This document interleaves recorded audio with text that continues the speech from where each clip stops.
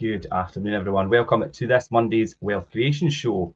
Today, we're going to be talking about mastering focus, and in particular on your wealth creation journey. So, obviously, this is the Wealth Creation Show. So, mastering focus while trying to create your wealth is really important.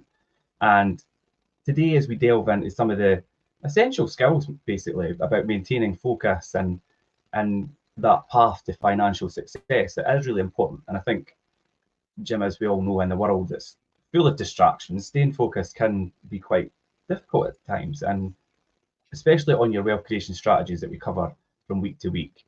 It can be a bit of a challenge, but I think today, if we go through it quite methodically, people might be a wee bit more reassured listening to what we have to say, and hopefully equip people with tools and techniques to kind of conquer those hurdles of trying to stay focused and trying to discipline. And there's quite a lot involved, and it can become a bit overwhelming and challenging sometimes. Yeah. Well, focus is everything there. Just like what I'm doing right now. Yeah. Was I really focusing on what you were saying? No, possibly you weren't. not. But I kind of heard what you were saying. I understood. Yeah, it's absolutely, focus is everything. It's a classic example.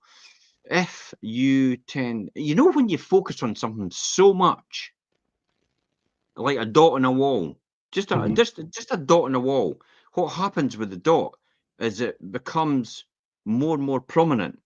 And then after about a minute, you look away and the dot's still there. Yeah. You know what I mean? So the dot's still there. So that tells you that focus helps you concentrate better and keep what your goal is in mind. You keep focused on it, even though something diverts you from it, because you've been focused on it so much. It happens for me all the time. It's just focus, focus, focus every single time. I hate to go back to talk about the 30 properties I just bought, but it's a great point, and this is the whole point about learning lessons. If I hadn't focused on that so much, and I hadn't kept an eye on that so much, and I hadn't made sure everything was in the right place so much, I don't think I would have paid enough attention to it. Therefore, I think that deal would have possibly fallen through. Now, that deal will make me about 2 million over the next, well, probably more than 2 million actually, over the next 20 years. Yeah. So, think about that. I mean, wait a minute, 2 million over 20 years, that's 100 grand a year. It's just like, what? Yeah, we look at it. When you write a book, okay, and people buy that book and buy that book and buy that book, you only put the effort in once to write that book, and therefore it comes to market and sales and all the rest of it to get people to buy the book. But you've written the book already. You maybe took a lot of time to write it like anything else, but because you were focused on writing it and putting it all together and getting it properly done, and then releasing it to the public, and then being focused on the whole journey in that book process, and people buy it as a natural result of that, you start to make royalties from it. And it's kind of the same as property investment, kind of the same principle. You start to make royalties out of it because you're not needing to put in as much effort as you put in the very beginning, because now you've got most of the work done. It's like building the foundations of a house. Excuse the pun, but property house. That's one of the examples I've put in your notes for today. There you go. The next thing I was just about to say. But yeah, you're right, Jim. And it's like musicians when they put together an album and a music video and things. Do you know, a lot of the hard work goes into that. Then that's out there. They just need to then promote and obviously and do other things. But like a music video continually plays and promotes that song.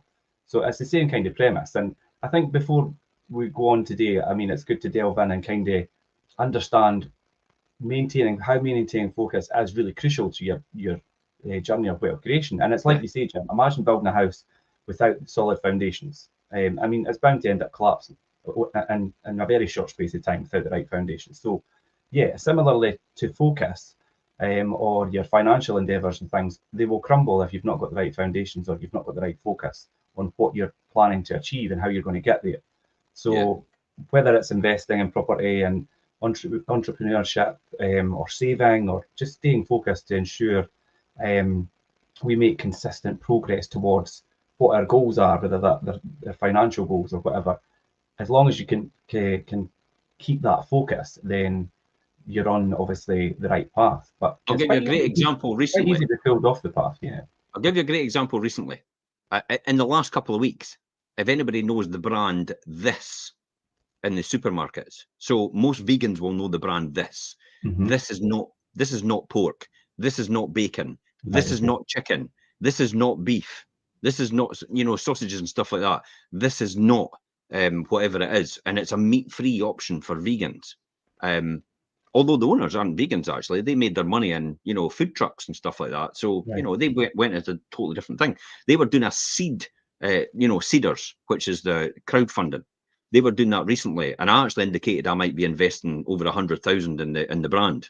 Now, I went round in the last crowdfund, and I deduced at that point in time that the margins are too tight, and there's no intrinsic value in the brand, and no real patents that you could actually monetize and value, if that makes sense. But now they've come around again another year later, and they're doing a round again. So I've actually indicated again, and the owner said to me, do you want to have a Zoom meeting or something like that? We could have a chat about, because it would be a major investment to them. Mhm. But that's the shiny penny, Distraction. as far as I'm concerned. That's the keep me off, that keeps you off your track. It keeps you, it's like, wait a minute, what about this? But in actual fact, it's like, well, wait a minute, hold it. You're making a really good, decent amount of money just right now. So why on earth are you looking away over there? And this is all this thing about people talking about, oh, we need to diversify our portfolio. And it's like, no, we didn't. We just need to make money and be the specialist in what we are best at. And then if you want to put something at something else that somebody manages and it doesn't take your time, then feel free to do that. But so you can see how these things remove your focus, because people actually, it's the grass is greener, isn't it? Mm-hmm. Yeah, definitely. And I think identifying distractions and how they could really impact what your ultimate goal is, and how it's going to maybe deter you from getting there when you should get there, or maybe completely take you off track and you wouldn't reach there. So it's good to identify like the common distractions and things that would hinder your focus. And those things come down to, when we talk about a lot, like social media and people on social media that maybe will catch your attention, but really aren't who you should be listening to or following, or depending on what your business model is and what your goals are. Procrastination. If you don't want to increase your wealth, and you don't want to make lots of money, or you don't want to, you don't want to elevate your success, then don't bother listening to this at all. Yeah. Go away somewhere else. Don't waste your time watching this or listening to this at all. Yeah, social media could be such a brilliant thing if it's used correctly, or you apply it to you, or you apply it to your journey or your goals, or where you're planning to be correctly. And if you're not planning to create wealth and things, then you shouldn't be watching the Wealth Creation Show. Procrastination is the big one. We done a whole show about that last week. That's a big thing that could distract you from what you're doing. And also negative influences, and that could be the people around you. Or like we say, people that maybe selling groceries and all the rest of it. So don't get yourself. Here's the one for negative influences. Don't get yourself sniped. Snipe. Yeah, susceptible to the negative influence of other people. So don't get sniped. So don't get sniped. Susceptible to the negative influence of other people. So make sure no one else is negative to you. You see it all the time when you go on and you post on local community pages. You've got all the nutters of the day. The trolls. Come on, you see it on TikTok. There's people asking me, are you the boy that builds the scaffolding? Or are you the boy that's on the oil rigs or something? Oh, they're making up rubbish. They're just trying to distract me. It's funny. But it's like, get a life. Go and do something else. What is the point? That's pointless. But people, you could be lying on your deathbed thinking to yourself, I could have got that out to do something else. Yeah. But it's amazing how much people could get caught up in that and get caught hook, line, and sinker by people that's trying to antagonize them and influence them with negative behavior. And it really will divert you from what you're trying to do. And these will just waste your precious time and ultimately derail you. And really they'll derail you from your financial aspirations. And if you do the wrong thing and listen to the wrong people, it could cost you as well from a financial point of view. TikTok's bad for it. TikTok's algorithms know exactly what to do, don't they? As soon as you try to get out, they keep you in, and you try to get out again with another video, and then they know at least 3 attempts to get out, most people will actually watch the next video. That's what they're doing every single time, and every single thing on TikTok is geared to sell you something. They're not interested in doing anything else other than that. They just want to sell you something. At this point in time, we don't want to sell you anything. This is just historical. This is a learning opportunity. We talked about this during the week, Richard, I think, on one of the shows, or maybe actually on last week's show. This is a great. It was the actual property chat we talked about this. Everybody wonders why on earth are you doing the wealth creation show? What is all that about?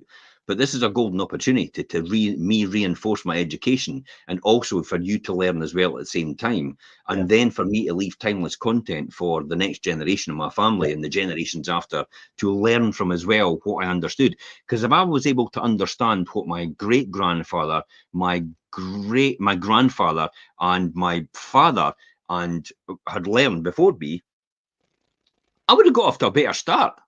Yeah, if you had all that at your fingertips to refer to, that would save you a lot of time. And, you effectively stand on the shoulder of giants. And this is why I watch a lot of other people's more successful, vastly more successful, way more successful than me, like billionaires. This is why I watch their podcasts, and scientists as well, and psychologists, and all these different people and they're experts in their fields. This is why I listen to their podcasts, because it's the amount of information that I can learn in order to keep my focus on what I should be doing. So these are not distractions that I'm getting. These are actually building on my knowledge and my expertise, so we can put it down in timeless content on these videos now, so generations of my family to come can learn from that.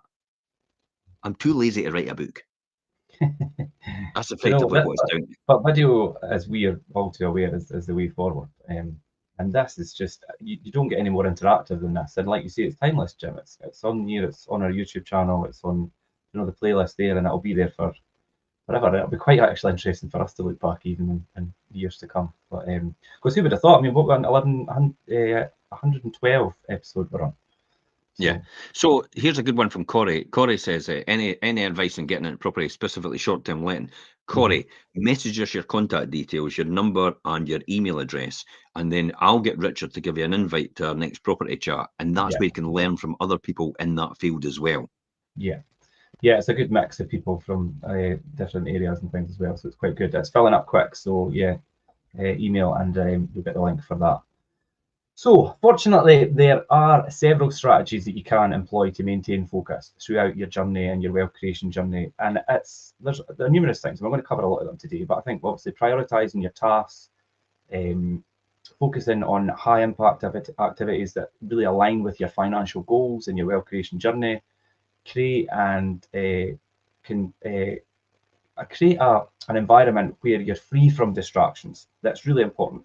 And whether it's a quiet workspace or have a digital detox, if social media is really pulling you in the wrong direction, then stop watching these channels and things that have got these gurus and all the rest of it that maybe are pulling you away from what your focus should be on.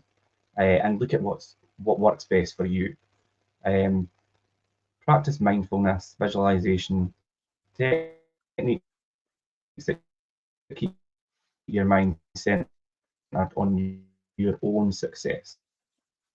Okay, so here's what I think about this. When we talk about strategies, strategies for maintaining the focus. You said about things like prioritize high impact activities, also financial goals, create that conducive environment to get away from distractions. This to some people might be a distraction. This might be a red herring. It might take them down a total different road, the road that they maybe don't want to go down on. If they don't want to create wealth, and I mean, in terms of money, I'll be honest, money's right up there with oxygen. Don't kid yourself and say to yourself, I don't need money to survive. Of course you do. If you want to buy anything, you have to exchange money. You can't go into a shop and say, can I get that for my buttons? Although apparently Cadbury's can with a bar of chocolate.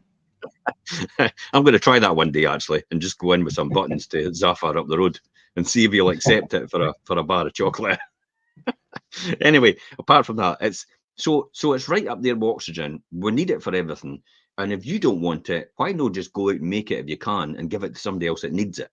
That's my theory on this, or my thoughts on this. I think everybody should be obliged to make as much as they can when they can, And if they don't need it, then give it to somebody that does need it to help them out, because they maybe don't have the skills that you have to create that wealth for themselves individually. So this is about people helping everybody else. This is the primary aim of the Wealth Creation Show, ultimately. Yeah, and through that, you will obviously inevitably come up against setbacks and distractions, but it's all about overcoming these setbacks and staying resilient, and obviously they are inevitable, but it's being able to overcome them and identify them. So let's run through a lot of the things that really you should be focusing or help you maintain your focus. And firstly, and we talk about it quite a lot, Jim, is setting clear goals. Set clear goals about where you want to be, and in particular how you're going to get there. And begin by really defining specific, measurable and achievable and relevant and time bound. And we talk about SMART as well, Jim, SMART goals. Yeah, definitely. Specific, measurable, achievable, and all the rest of it. Yeah, the goals. I mean, literally, it's a roadmap to help individuals stay focused on what they really want to achieve. I mean, SMART goals is, it's the acronym. It follows a path of a training system. It's obviously adopted by someone else.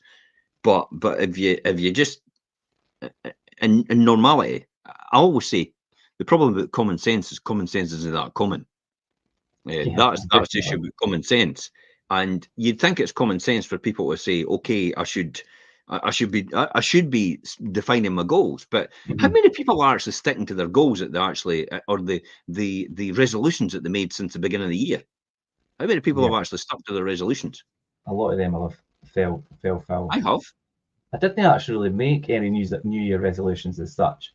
Jim, you and I did sit, and obviously in a professional capacity, I had goals in place and things I wanted to do, and you asked me to quantify them and how are you going to get there and how are you going to do that and what you're going to do. Do you know the journey to get to there and quantifying it? And that was quite important for me and something that I'm sticking to. And are you managing to discipline yourself to do them? For the most part, there's a few setbacks. Oh! But yeah, I am for the most part. That'll be a no then. Well, it's not a complete no, because the ones that are important to me I'm stuck to, and there's other ones that I've not given as much attention. So yeah. Okay, so let me give you an analogy. Just raise your hand. Did you try to raise your hand, or did you actually raise your hand? Yeah, I know.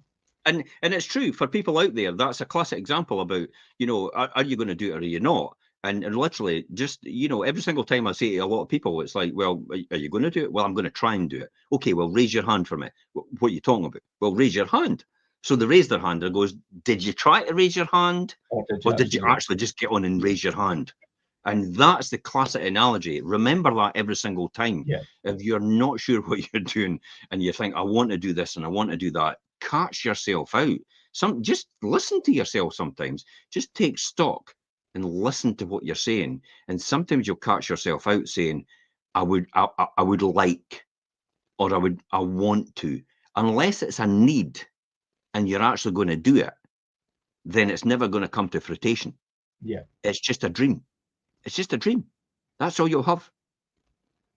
So that's why it has to be, you have to sort of define it in some sort of way. And I know it's difficult to do that, but there is a lot of people out there, for example, the SMART goals, which could actually help you define your goals.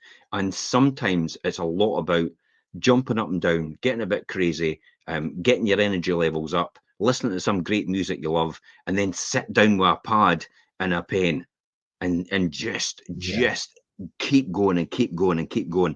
I was on Keith Cunningham's workshop in Paris. For anybody who doesn't know Keith Cunningham, that's Rich Dad in the book, Rich Dad, Poor Dad by Kiyosaki. So I was on his workshop in Paris, and I actually went to a restaurant and sat, and one of these A4, one of these A4 binders that I have, and I've still got it today. One of these A4 binders. I literally filled that. Look at all the notes here.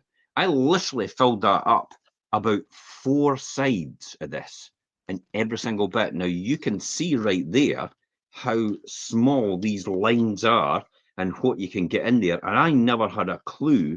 When you look at that and you look at the lines, see the lines? Yeah. Right there. And you can see that's how much 4 sides of that. And I never, when I started, I thought there's no way I'm ever going to get anything like that. I have no idea what I'm doing and where I'm going.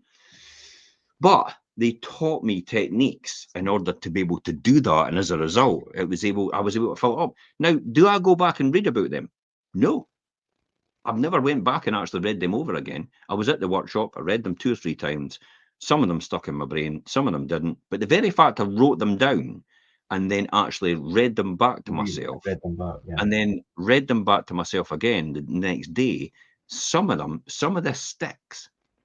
And it's a journey. It's not to get it pitch perfect. It's not to get it perfect before you start the journey. It's just to actually get you a bit more focused on what you really want to do. That's what you have to do. Setting the clear goals. I'll give you a real good example of focus. If you're tuning in, I want you to do this. I want you to stand at one corner of your garden, okay? And I want you to look at the other corner of the garden and look at it, okay? And you're going to walk in a straight line to that other corner of that garden, but you're not going to look at it first time round. What you're going to do is you're going to look at the ground, and you're never going to look up there until you get to that other side of that garden. So you're going to walk over step by step, just looking at your steps. You're not going to look up ever again, and see how easy it is for you to get over to that other corner.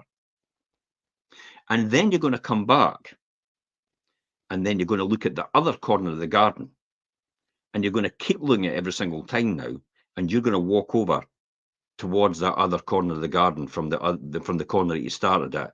And I'll bet you any money in the world, the second time round, you will walk a straighter line to that target that you're aiming for than the first time round. We're looking at the ground all the time. You've kept your eyes on your goal, yeah. You've kept focus.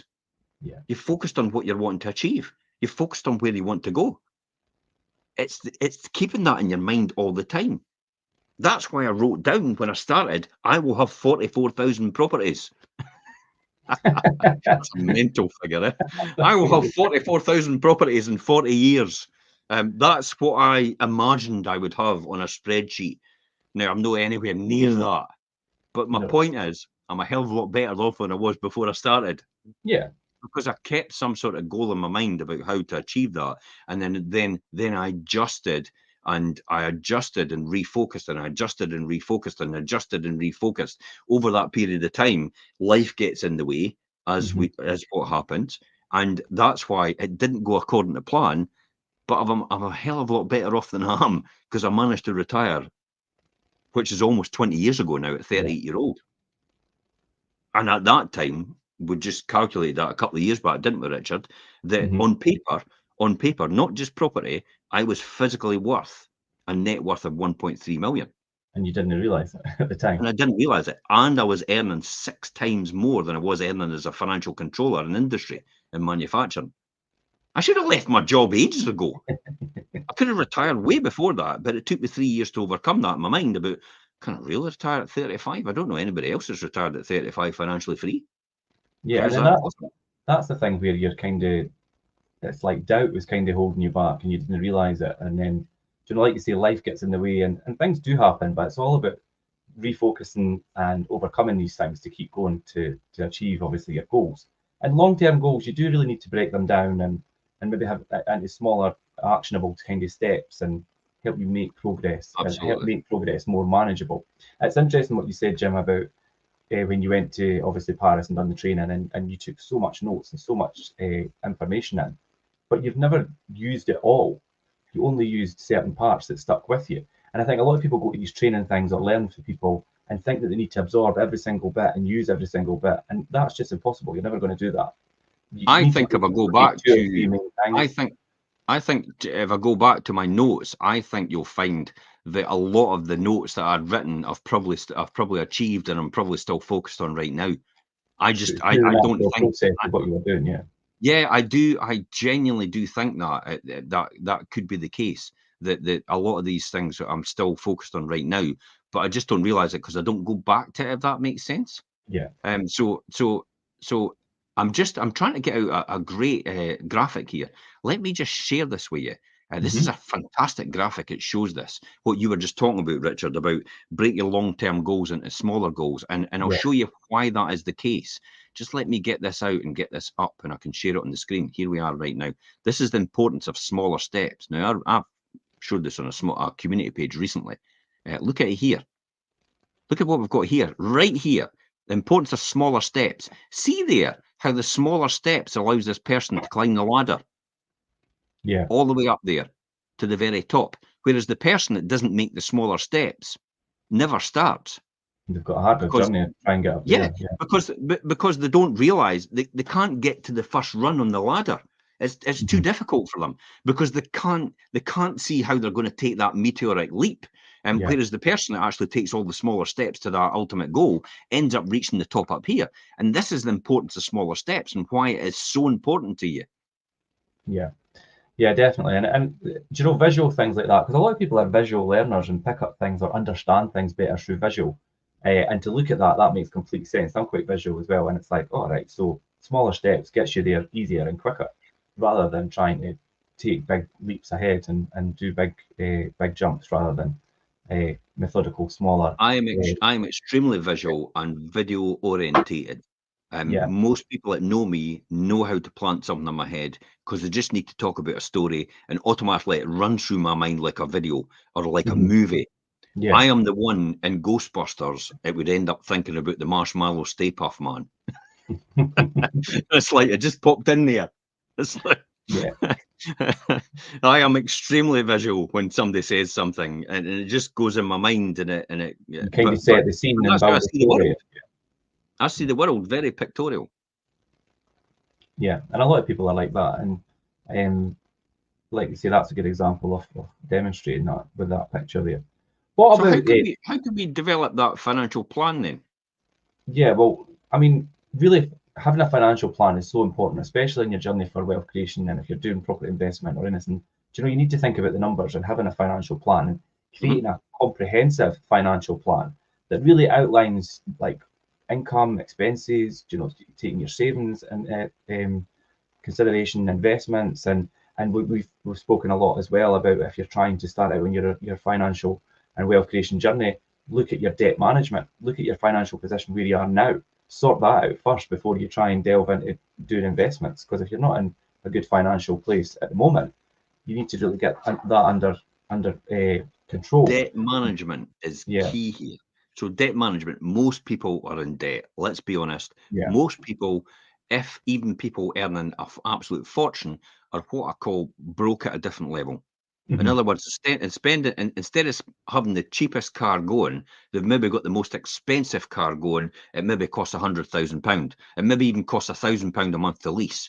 You know, they've got all the money and the income coming in, but they're just broke at a different level because they've just got more expensive things. If that makes sense. Buying things to impress people they don't like. Years ago, it was what was it? You're broke on egg and chips or broke on steak and chips. And I was young at the time, but I didn't really. And now it makes sense. Now it's all coming back. Yeah. You can be broke on egg and chips or broke on steak and chips. It's just the same thing. You're just broke at a different level. And that's how most people are in this country. Most people run out of money before the end of the month.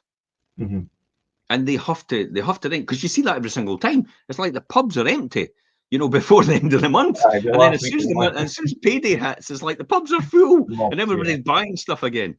And social media and all that, and all these different companies know exactly when to hit you because they know when payday is. So that's when they start their campaigns and stuff to get you to buy their stuff.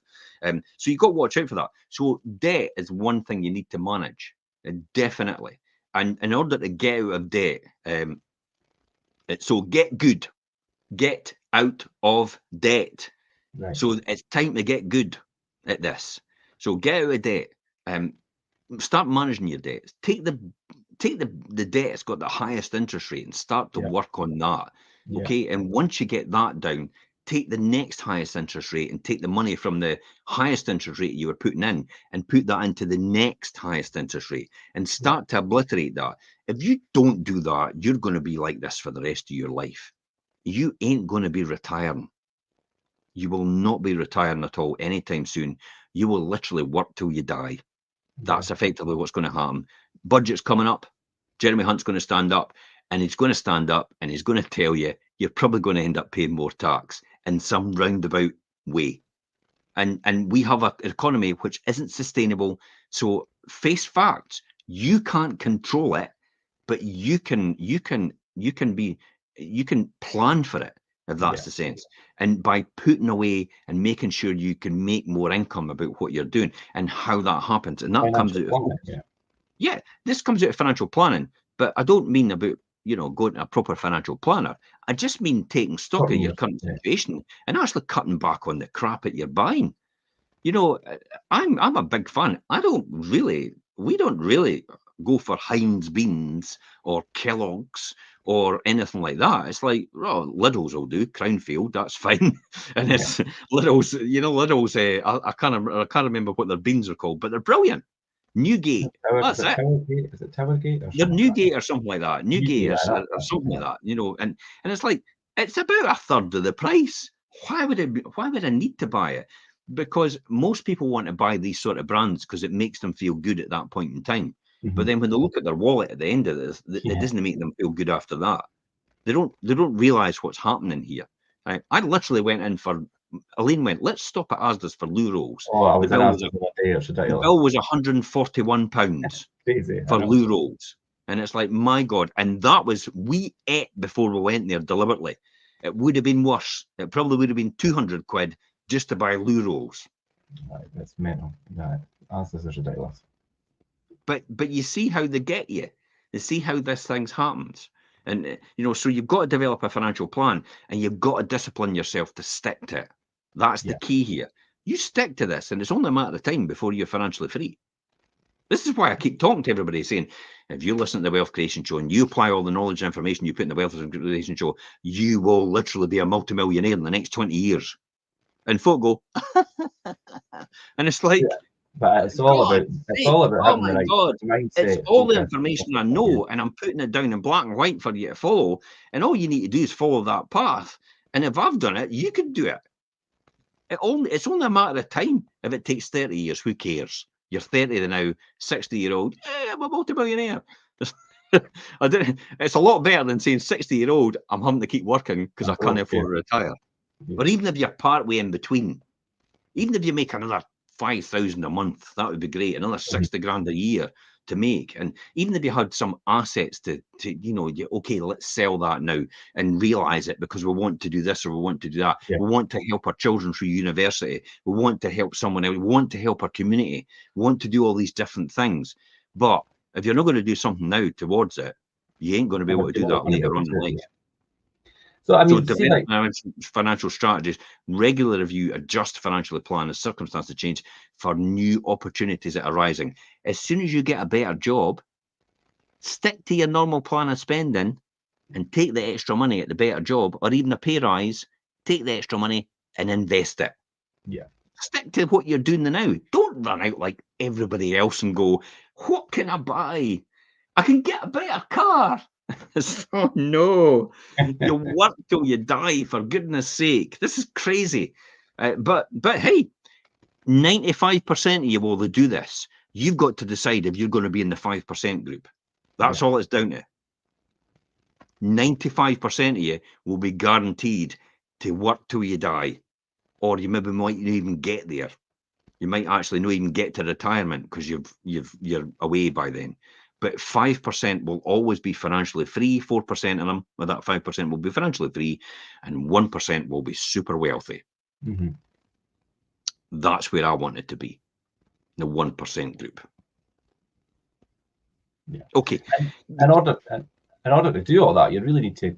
It's all about educating yourself, and whether it's listening to things like us on the Wealth Creation Show, or Jim, you're always plugging read books and reading the right books, and networking with people that are of a similar mindset or have the similar aspirations, and surrounding yourself with the same people, and attending seminars, and speaking to the right reputable people in that field that can justify that the information you're going to learn from them is going to help you by their own successes and things like so. Educating yourself is such a big part of it, and that's what education. Become a student of life. And just get used to the fact that every single day you're going to learn something new, whatever that is. whether it's in psychology, whether it's in business, whether it's in, you know, financial planning, whether it's in savings, whether it's in discipline, whether it's in persistence, whether it's, you know, all these different people. EastEnders isn't going to set you free. Either as Coronation Street or Emmerdale or anything like that. Love Island certainly won't do it for you. God, no. What's the point? Go and spend that time on something that's more productive. Discipline yourself to do it, and it will set you free.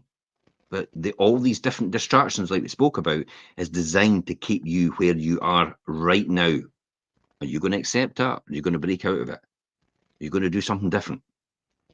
Or are you going to just do what the masses do? Because I know what John Paul Getty used to say: observe the masses and do the exact opposite. Yeah. That's how to be successful. So, understanding different types of investment vehicles, risk management strategies, and wealth building principles are key and instrumental in this process. I think emotions is a lot to do with this as well. Fear and greed are a big killer. Fear will stop you in your tracks. Greed will end up destroying everything round about you. You'll end up pushing everybody else away because of your greed. I'll guarantee you that.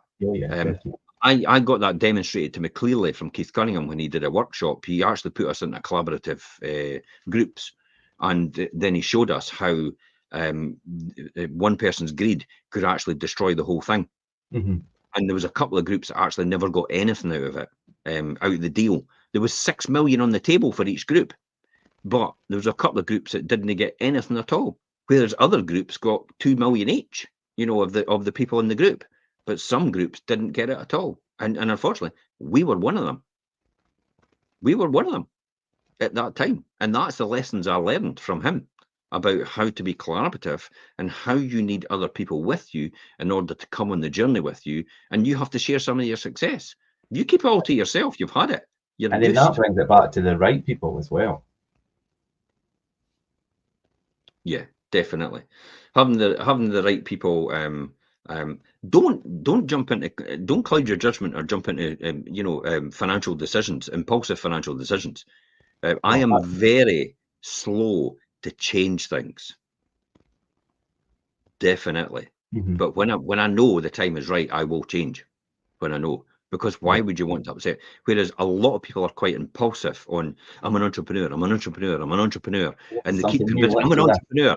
You could be an entrepreneur all you want, but I would rather be a rich, boring person than an entrepreneur that doesn't make any money and has no traction. Yeah. A board pays well all your life, by the way. It really pays well. There's a lot of bored people out there that are billionaires. So then you say about obviously avoiding like emotional decisions and things, and then we talk about discipline, and it's really, I mean, sticking to a predetermined investment or a savings strategy or whatever, regardless of like market fluctuations and things as well. You need to obviously stick to what you've set out to do, and don't let things, again, it's distraction, and think, oh, am I doing that? I should have been doing it this way. If it's working, stick to it like that. Yeah, definitely.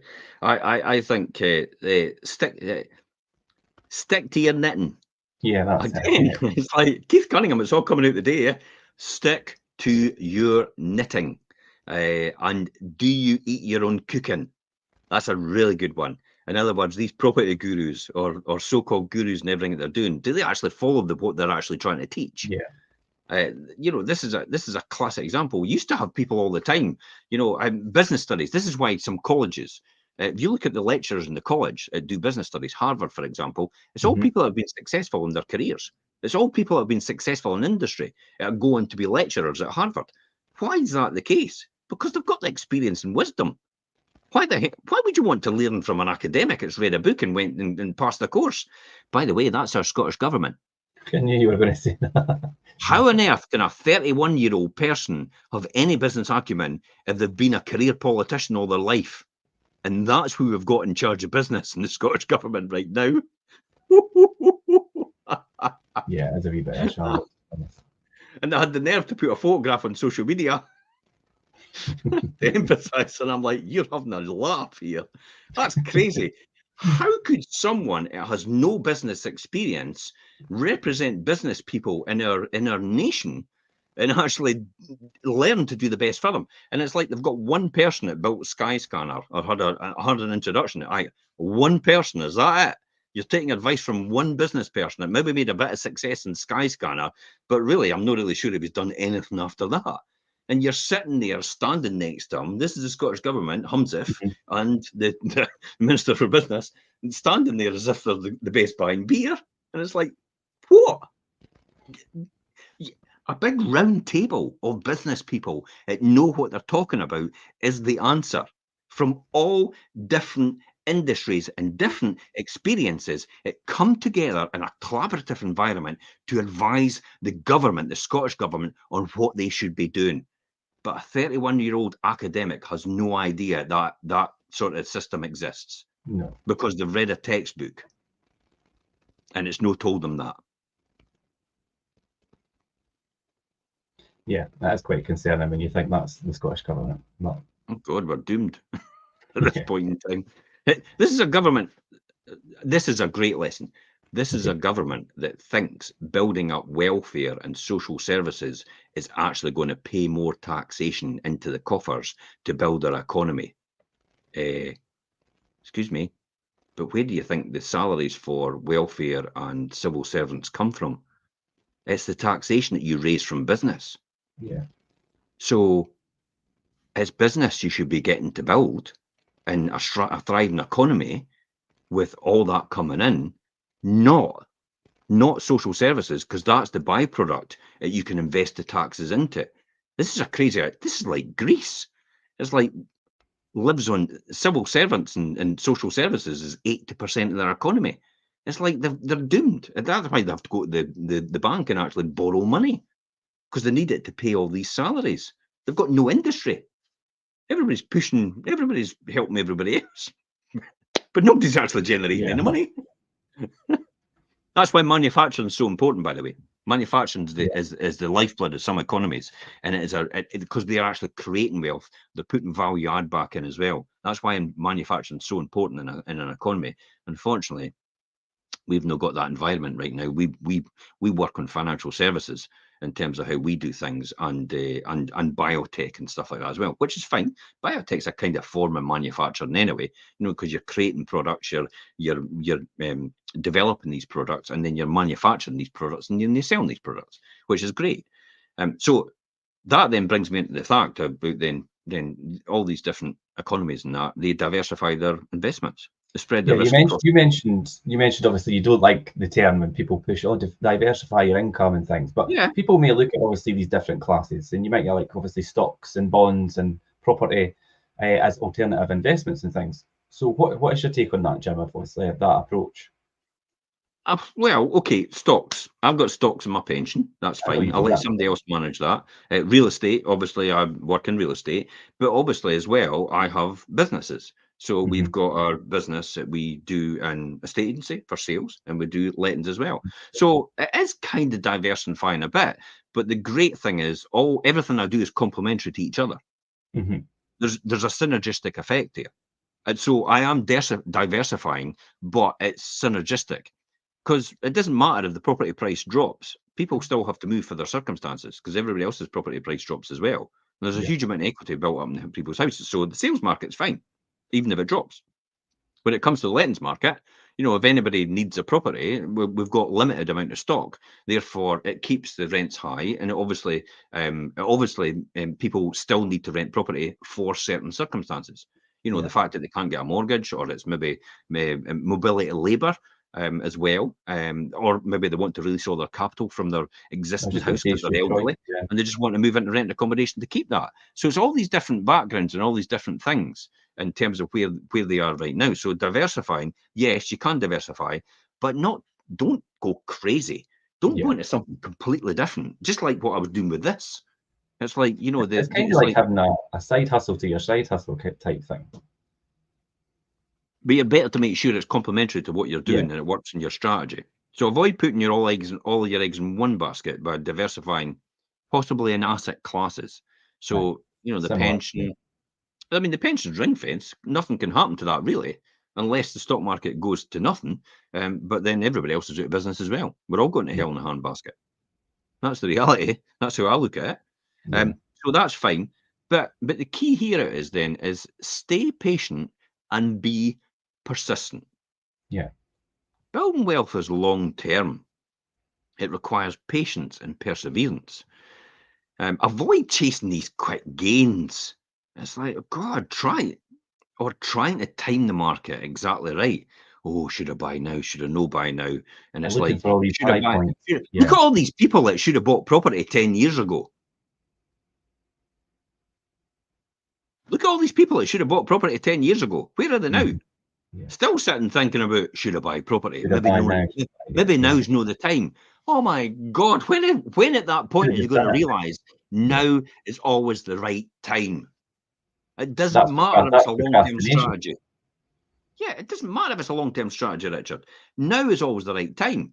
If people are saying, oh, I wish I'd bought 20 years ago like you. I wish I'd known this 30 years ago, 40 years ago, or whenever. I wish I'd taught this at school. Hey, there's still hope for you yet. There's still plenty of time. You know, don't write yourself off now, because if you're living till the average at 90 years old right now, because it's 88 at this point in time, so we will average age for living will be 90 years old. If you're sitting at 55 thinking I'm on the scrap heap now because I'm retiring at 65, it's like you have still got another 35 years to go. Yeah. 35 years. That's longer than that's 2 times you had at school. That's ages yet. So you've got all that time still to start now. Look at Ray Kroc.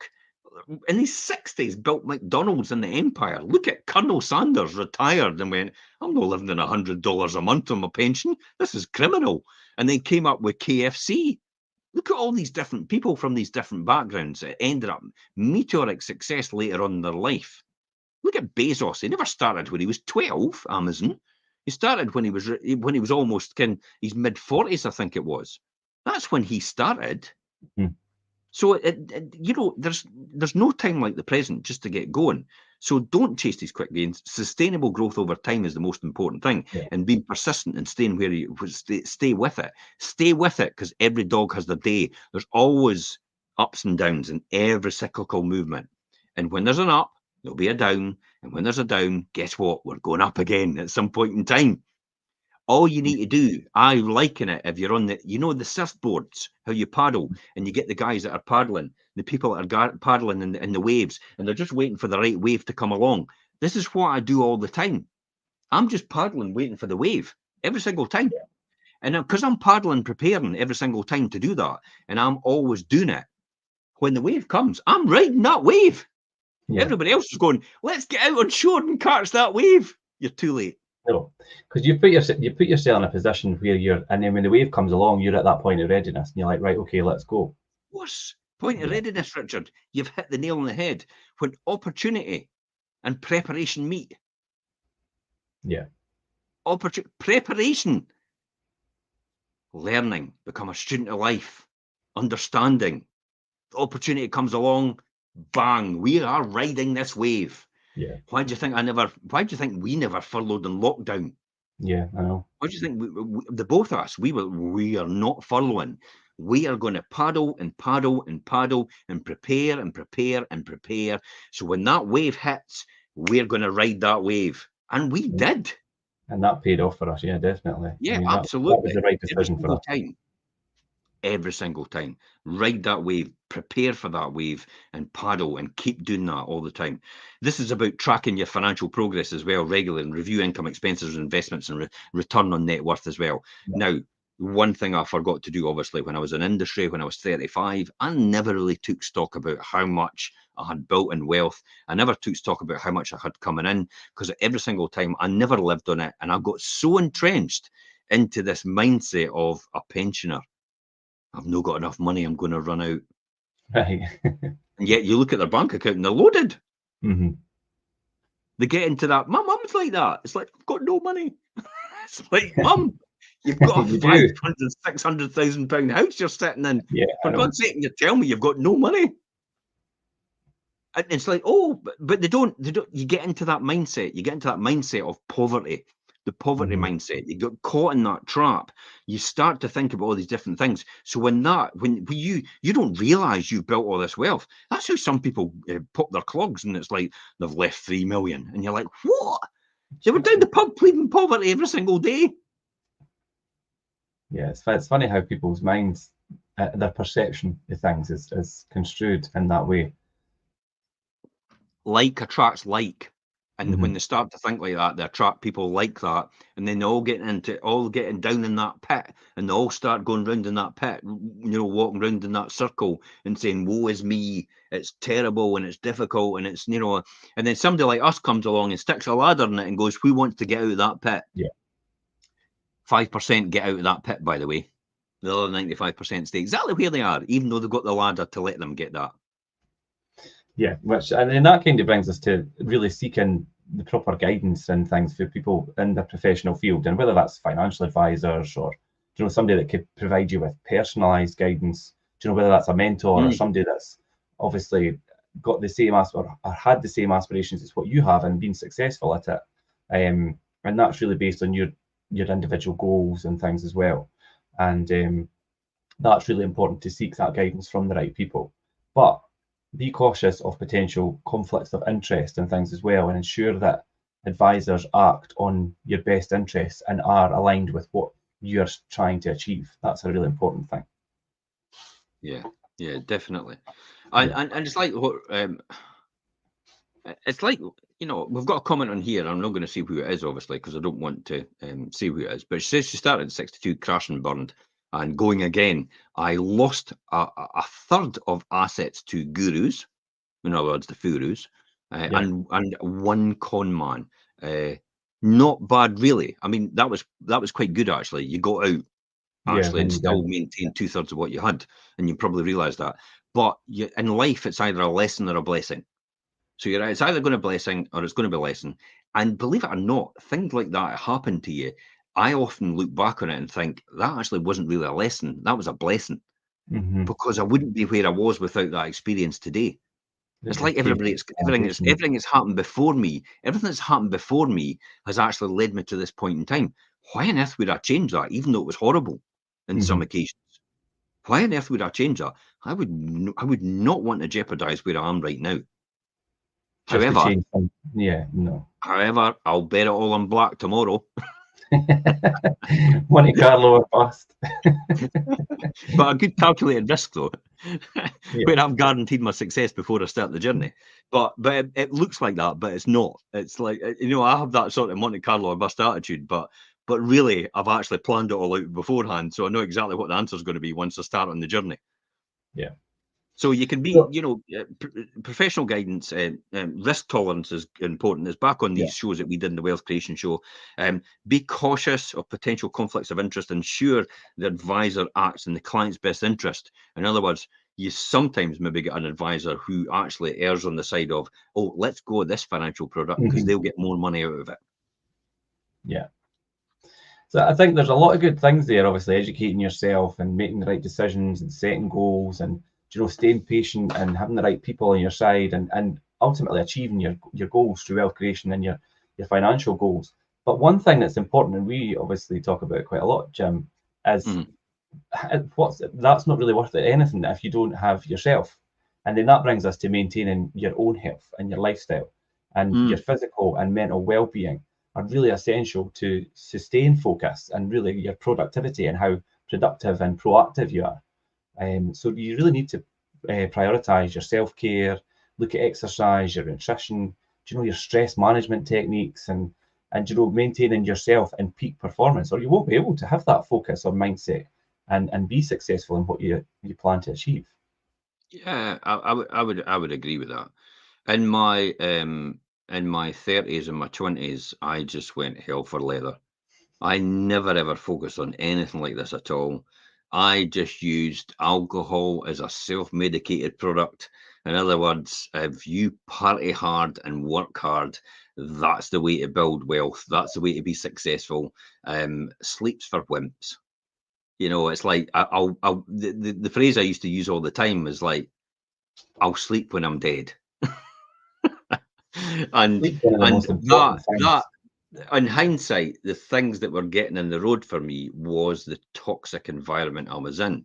And I mean things like the party, the alcohol, the cigars, Yeah. all these different things. I was never a healthy person from that period of time because I just worked all the time. And it was always a stress environment. And I looked at stress as almost as a medal, as some sort of success because I'm so stressed out all the time. It took its toll on a lot of people around about me. And I could only apologise for that, for the people that took its toll on. But again, I wouldn't be where I am today if I hadn't learned these lessons. Yeah. And if I had done the stress management thing, possibly I wouldn't be as far as I am today. Because I might have just went, oh well, it's all about balanced life, and Yeah, to hell with that. might have To become hell a with wee bit that. more lackadaisical. Yeah. Richard, this work-life balance is a lot of shite. Yeah. It's like anybody that comes out and says that is somebody that's probably broke or they're wanting to sell you a course. That's it. Because they either want to be just like them or they want to make money out of you. That's kind of how cynical I am about that process when somebody comes out with this phrase about work-life balance. And that's not to say, I mean, we're not saying don't spend time with your family or do things in your personal, it's like, but listen, to hell with the family. It's like but you've got to appreciate the vision that I had later on was my kids coming to me and saying, Dad, I need to go to university. Yeah. Can you help me? And me saying, and this is the vision I had, me saying, well, I kind of never really did anything to make any more money in what I was doing, and never really saved anything for a rainy day. And we just spent every month bit we had on cars and holidays and having a great time. And you had a great time as well, Tony. But I tell you what, I had a great time as well. Come and have a look at some of my pictures and my trophies. But you're not going to get your university education. I'm not sending you to university, so unfortunately, your education is going to have to suffer. Yeah. That's what a lot of people do. I've had that recently with someone. They had to drop out because their parents couldn't afford to put them through. But I know their parents are effectively pissheads, for want of a better phrase. Okay. And I'll say it as blunt as that. Because this isn't an exercise in being nice to people. This is a tough love thing. This is this is where we are right now. And if my next generation, my family is watching this, I want to make sure they understand that concept.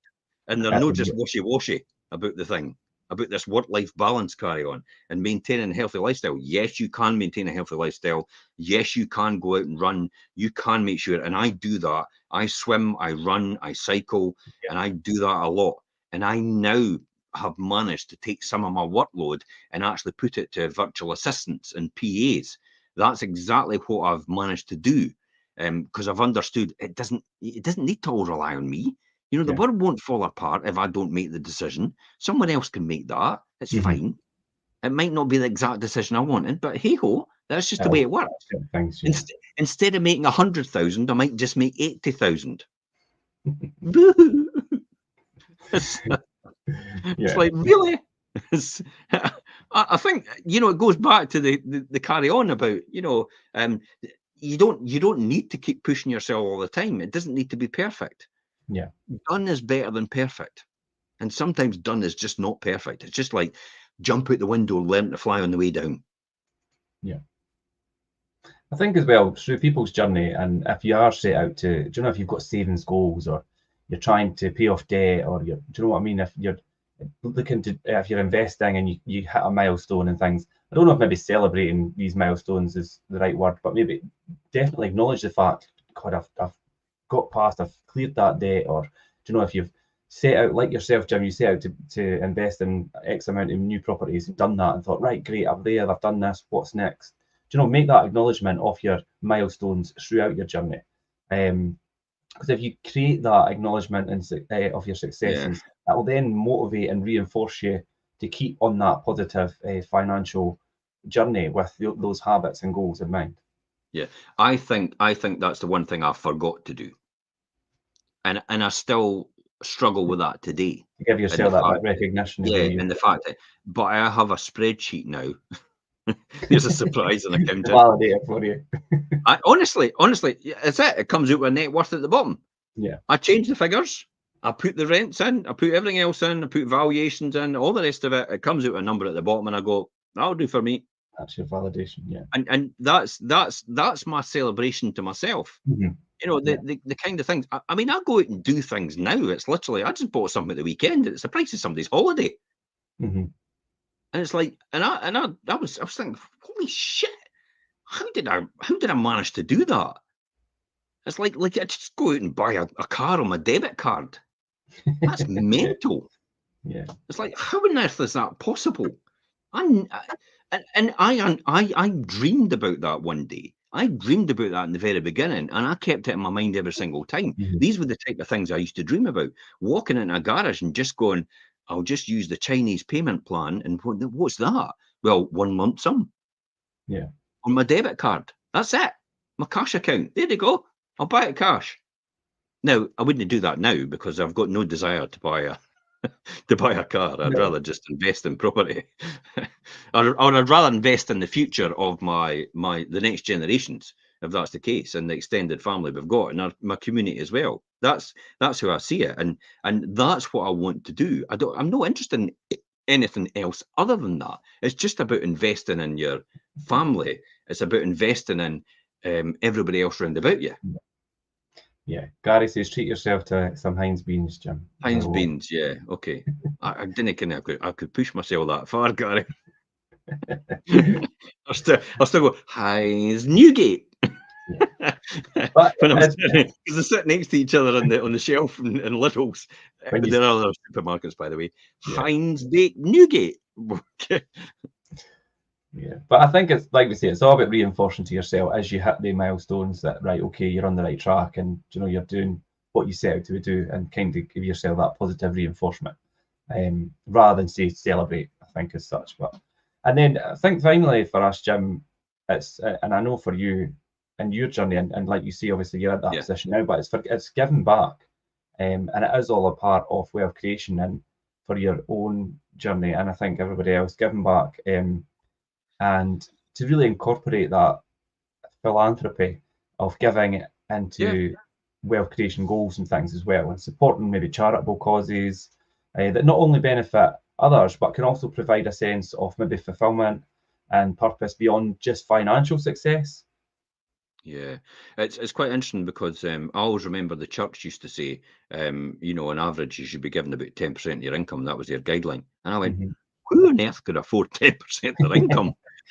We're all struggling to get to the end of the month, never mind giving 10% of our income. And the Quran and the Muslims and that, and their faith as well teaches the same thing. You should help other people and be generous about it as well, and it will come back to you. And I never used to get that, and I thought, God, how can I ever afford that? But I actually do a lot more than that now. If I take my income account, you're probably talking about 30% of my income goes back into the community. Yeah. 30%. That's mental. I would never in a million years have thought that.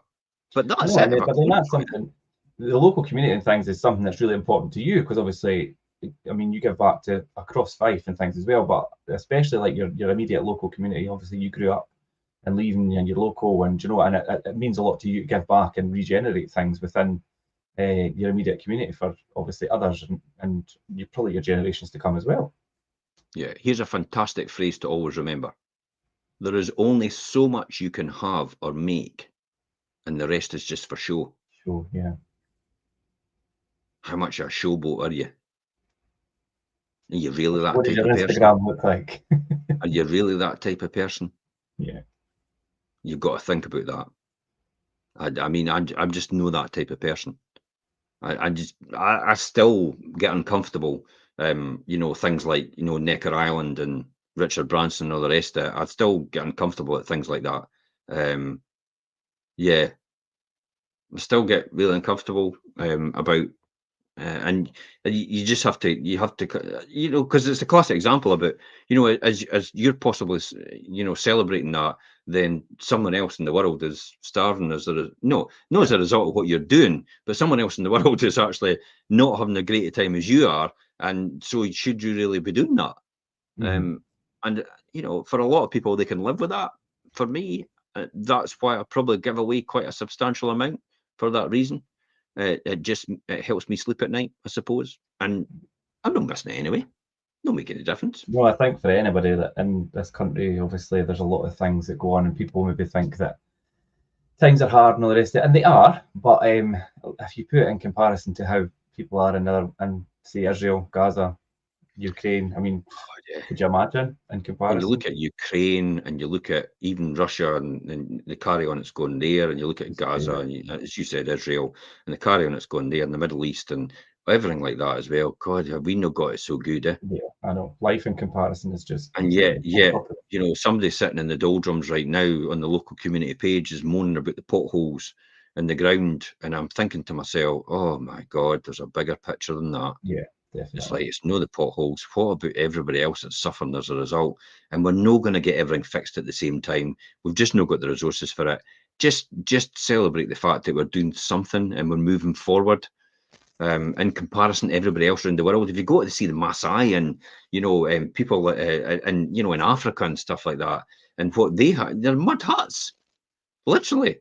Mud huts. It's like when you see that and you see the kids walking about to school in their nice, beautiful uniforms, and the pavements are just like knee deep in mud. They're just like mud trails. They're no pavements. No. And you kind of appreciate where you are. And the very fact that you can just walk out your door and 15 minutes you're down to the beach, and you're standing on the beach and it's beautiful sunshine, and I was going to say the wind's blowing through your hair. That's not going to happen anytime soon. That's been and gone. The wind's blowing my hair away. I said I used to use a shampoo called Wash and Go. I didn't wash it and it went. It went right. No, I mean it's true what you say, and it's just about obviously having that perspective on things, I think. But yeah, I mean, having focus and really following like kind of the tips that we went through today, and it's not always easy, but I mean, you could always recalibrate and if you get to taking off track, but focus is so important to your journey. And if things like giving back are important to you, focus on yourself and your own financial success. And once you are financially successful, you'll be able to give back, and that is a big part of it. And I think really we'll finish up there today, Jim. Yeah, perfect. Yeah, that was good. I hope everybody enjoyed it. Thanks everybody for joining in the comments and things. You'll catch us on the rerun and the podcast, and we'll be back next Monday at 12:30. Yeah, bye-bye for now. Okay, Jim. Cheers. Bye.